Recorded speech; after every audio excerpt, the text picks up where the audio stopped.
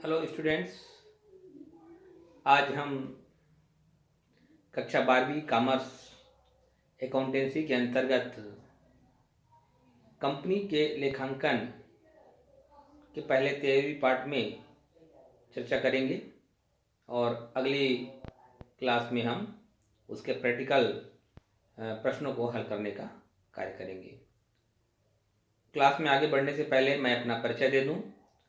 मैं डॉक्टर रामबाबू गुप्ता, व्याख्याता, शासकीय कन्या उच्चतर माध्यमिक विद्यालय कोटा, जिला बिलासपुर, छत्तीसगढ़ से आज आपके सामने कक्षा 12वीं छत्तीसगढ़ माध्यमिक शिक्षा मंडल के सिलेबस के अनुसार कंपनी लेखांकन, जो बहुत महत्वपूर्ण पार्ट है 12वीं की दृष्टि से भी, और आगे कॉलेज बीकॉम में या जब भी हम आगे जो भी उच्च कॉमर्स सेक्टर में हम जहाँ ही पढ़ाई करेंगे, कंपनी का लेखांकन बहुत महत्वपूर्ण होता है। तो ये जानना हम सबके लिए परीक्षा की दृष्टि से भी और अगली कक्षाओं के लिए भी महत्वपूर्ण है। तो आइए चलते हैं, कंपनी लेखांकन है क्या। डियर स्टूडेंट्स, जैसा कि आप जानते हैं कि 11वीं कक्षा में आपने बिजनेस स्टडी, व्यवसाय अध्ययन के अंतर्गत आप लोगों ने पढ़ा है कि व्यवसाय संगठन के प्रकार ये प्रारूप क्या होते हैं। उसके अंतर्गत आपने एकाकी व्यापार पढ़ा, साझेदारी पढ़ा, सहकारी समिति, संयुक्त हिंदू परिवार और ज्वाइंट स्टॉक कंपनी अर्थात कंपनी। आप जानते हैं कि व्यवसाय का एक लगातार सतत विकास क्रमशः होता गया और जब व्यापार स्थानीय से जिले से राज्य, राज्य से राष्ट्रीय स्तर, राष्ट्रीय से अंतर्राष्ट्रीय स्तर पर, और अब अंतर्राष्ट्रीय स्तर में आधुनिक व्यापार तो इतना विशाल हो गया है कि बिना एक देश दूसरे देश के व्यापार के करना संभव नहीं है। वस्तुओं का आयात निर्यात और इतने बड़े पैमाने पर, व्यापक पैमाने पर बड़ी बड़ी फैक्ट्रियां, बड़े बड़े कारखाने जो स्थापित हो रहे हैं और एक बड़ी मात्रा में जो उत्पादन, बड़ी संख्या में जो मांग आई, डिमांड आई, नए नए वस्तुओं का उत्पादन किया जा रहा है, वह कंपनी के माध्यम से इस संगठन का प्रारूप हुआ।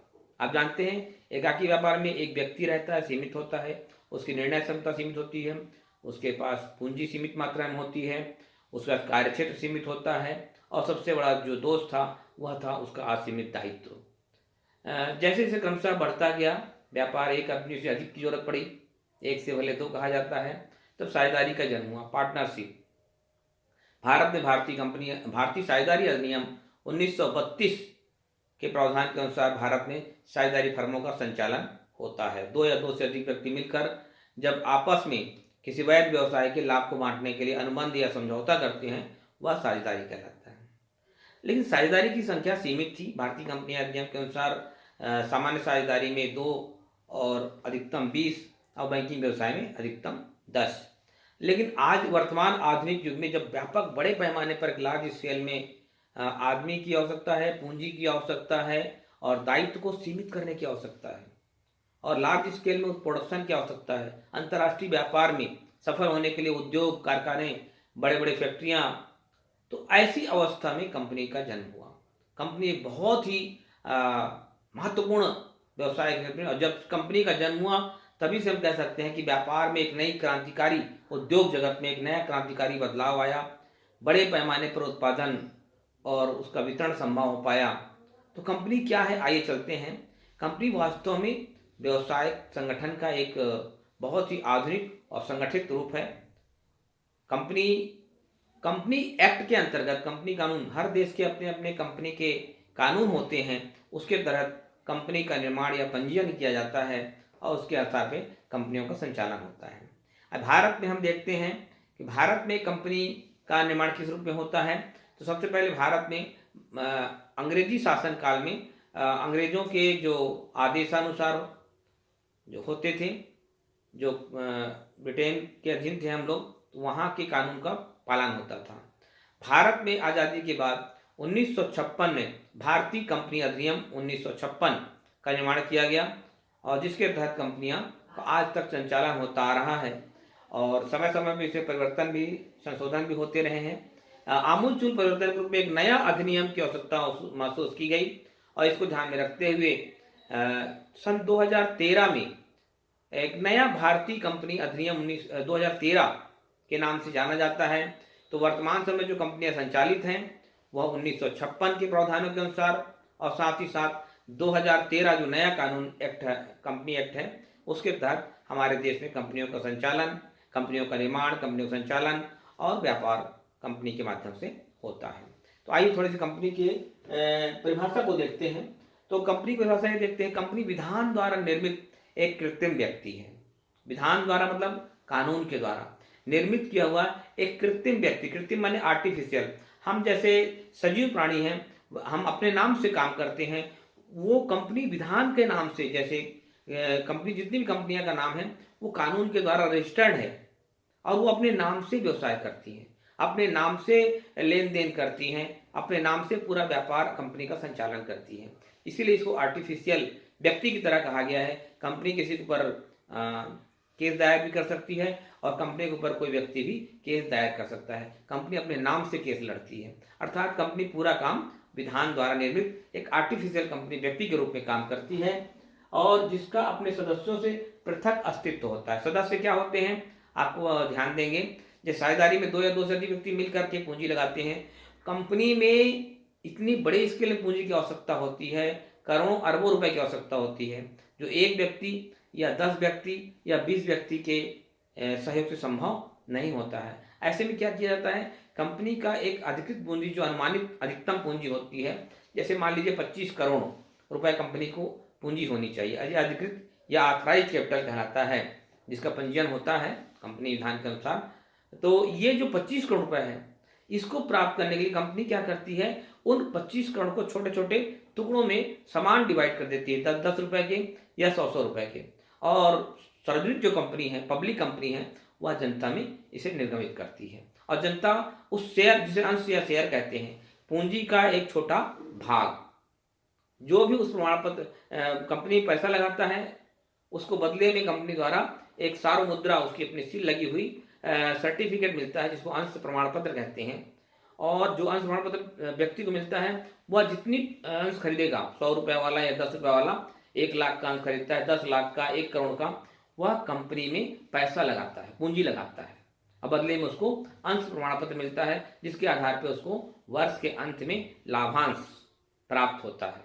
तो वो अंश प्रमाण पत्र धारी जो पूंजी लगाता है, वह व्यक्ति अंशधारी कहलाता है और जिसमें पैसा लगाता है वह एक अंश पूंजी वाली कंपनी कहलाती है।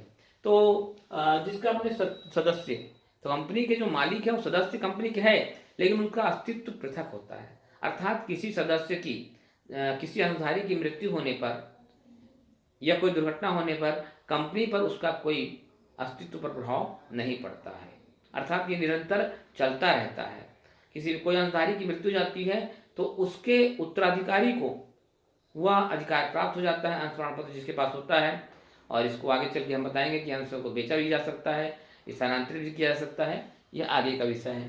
तो इसकी एक सार्वमुद्रा होती है, जैसा कि मैंने कहा कि एक कृत्रिम व्यक्ति है, तो कंपनी की एक सार्वमुद्रा कॉमन सील होता है, वो सील उसके नाम से होता है और जितने भी कंपनी व्यवसाय, लेन देन या पत्र व्यवहार करती है, वह अपने इस कॉमन सील अर्थात इसी सार्वमुद्रा के आधार पर कंपनी का संचालन होता है और इसे निरंतर उत्तराधिकार प्राप्त होता है, अर्थात कंपनी विधान द्वारा निर्मित होता है तो विधान द्वारा इसका समापन होता है और इसे सदस्य को जो भी है वो आजीवन रहते हैं या नहीं रहने पर उसके उत्तराधिकारी को मिल जाता है। कंपनी अविच्छिन्न रूप से निरंतर चलते रहती है और उत्तराधिकार इसको प्राप्त होता है।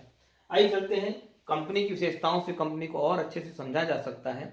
इस विचार से कंपनी कृत्रिम व्यक्ति है, जैसा कि आपने बताया गया कि एक आर्टिफिशियल कानून द्वारा निर्मित व्यक्ति है। दूसरा सीमित दायित्व, ये सबसे बड़ा महत्वपूर्ण कंपनी की विशेषता है और इसीलिए कंपनी सफल हुई है। एकाकी व्यापार साझेदारी की अपनी सबसे बड़ी विशेषता और सबसे बड़ा दुर्गुण या दोष उसका असीमित दायित्व का होना था, अर्थात कोई व्यक्ति, मान लीजिए कोई साझेदार है और वो 1 लाख रुपए पूंजी लगाता है और कहीं खुदा न खास्ता कहीं साझेदारी फर्म को ज़्यादा का नुकसान हो जाता है, तो साझेदार को वो पूंजी 1 लाख रुपए जो लगाया है वो तो डूबेगा ही डूबेगा, उसका जाएगा, प्लस उसके साथ साथ उसकी निजी संपत्ति जो उसका अपना स्वयं का घर परिवार, जमीन जायदाद, गहना जेवर इत्यादि है, वह भी उसको बेच करके कंपनी में उस हानि की क्षतिपूर्ति को पूरा करने में लगाना पड़ सकता है। बट एकाकी व्यापार में भी यही स्थिति है, असीमित दायित्व। लेकिन कंपनी का सबसे महत्वपूर्ण की महत्वपूर्ण विशेषता और महत्वपूर्ण गुण या सबसे बड़ा लाभ जिस कारण कंपनी सफल हुई है वह है उसका सीमित दायित्व। ये लिमिटेड शब्द लिखा रहता है, आप देखेंगे प्राइवेट लिमिटेड, पब्लिक लिमिटेड, ये लिमिटेड शब्द ही दायित्व को बताता है कि उनका दायित्व लिए गए या खरीदे गए अंशों तक ही सीमित है। कंपनी को कितना भी कभी नुकसान हो, चाहे अरबों खरबों का हो, लेकिन जो अंशधारी या जो व्यक्ति कंपनी के जितने अंश खरीदा है, 1 लाख का खरीदा है या 5 लाख का खरीदा है, उतने तक ही उसकी देनदारी होगी। कंपनी को ज़्यादा नुकसान होने पर अंशधारी को ज़्यादा नुकसान नहीं होता, केवल उससे खरीदे गए अंशों तक ही वह दायित्व या देनदार होता है। उसकी निजी संपत्ति का कंपनी से कोई संबंध नहीं होता है। यह कहलाता है सीमित दायित्व। ये सबसे बड़ी विशेषता है, यह कंपनी का सबसे बड़ा लाभ है। आगे चलते हैं। पृथक अस्तित्व होता है, निरंतर उत्तराधिकार प्राप्त होता है, जिसकी चर्चा हम कर चुके हैं। अंशों का हस्तांतरण, सार्वजनिक कंपनी में अंश को आसानी से एक आवश्यकता अनुसार एक दूसरे को बेचा या खरीदा जा सकता है। वह सार्वमुद्रा होती है। अभियोग चलाने का अधिकार, जिसकी चर्चा हमने कर चुकी है। सार्वमुद्रा की चर्चा हो चुकी है। सदस्यों की संख्या, प्राइवेट और सार्वजनिक कंपनी दो प्रकार की कंपनी होती है। निजी कंपनी में सदस्य कम से कम 2 होने चाहिए और अधिकतम 200 की संख्या है। लेकिन सार्वजनिक कंपनी में निजी कम से कम 7 सदस्य होने चाहिए और अधिकतम की कोई सीमा इसलिए नहीं है, जितने सदस्य अंश लेंगे उतनी उनकी संख्या होगी। तो अधिकतम के बारे में यह है कि जितने भी अंशधारी हो सकते हैं खरीदार व्यक्ति, उतने उसकी संख्या होगी। तो इसमें सदस्यों की संख्या पर अधिकतम पर कोई रोक नहीं लगाई गई है। संपत्ति पर स्वामित्व समता अंशधारी होता है। हम आगे चल बताएंगे समता अंशधारी और पूर्वाधिकारी 2 प्रकार के अंशधारी होते हैं। सामान्यतः समता अंशधारी को वास्तविक स्वामी माना जाता है कंपनी में, और विधान द्वारा अंत, जैसा कि विधान या कानून के द्वारा कंपनी का जन्म होता है, उसी अनुसार कंपनी का विधान द्वारा अंत होता है। आज की क्लास में हम कंपनी के बारे में और कंपनी की विशेषताओं के बारे में संक्षिप्त में, अगली कक्षा में हम आगे इसके बारे में विस्तार से चर्चा करेंगे। धन्यवाद, नमस्कार।